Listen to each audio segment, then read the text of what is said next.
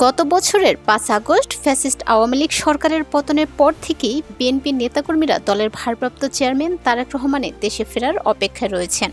এরপর প্রধান উপদেষ্টা ডক্টর মোহাম্মদ ইউনূসের যুক্তরাজ্য সফরের সময় লন্ডনে তারেক রহমানের সাথে বৈঠকের পর জোরালো হয় তার দেশে ফেরার আলোচনা।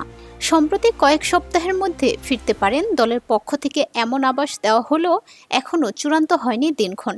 জীবন অবাক না করলে কে করবে? 28% মিল্ক ফ্যাটের অবাক করার সাথে ফ্রেশ মিল্ক পাউডার। জীবন অবাক করুক প্রতিদিন। কিন্তু নেতাকর্মীরা অপেক্ষায় রয়েছেন সেই দিনক্ষণের। এবার সেই অপেক্ষার পালা শেষ হচ্ছে।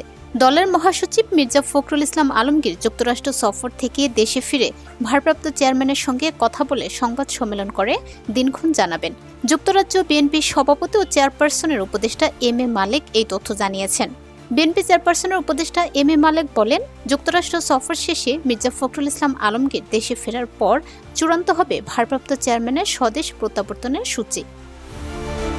2018 সাল থেকে যুক্তরাজ্যে অবস্থানরত তারেক রহমান ভার্চুয়ালি রাজনীতিতে সক্রিয়।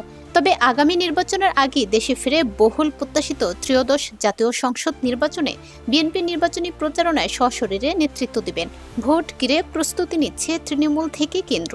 এর মধ্যেই ভারপ্রাপ্ত চেয়ারম্যানের সঙ্গে দেখা করতে লন্ডন যাচ্ছেন ধানের শীষের মনোনয়ন প্রত্যাশীরা। দীর্ঘদিন পর তার স্বদেশ প্রত্যাবর্তনের সম্ভাবনা ঘিরে নেতাকর্মীদের মাঝে নতুন করে প্রাণের সঞ্চয় হয়েছে।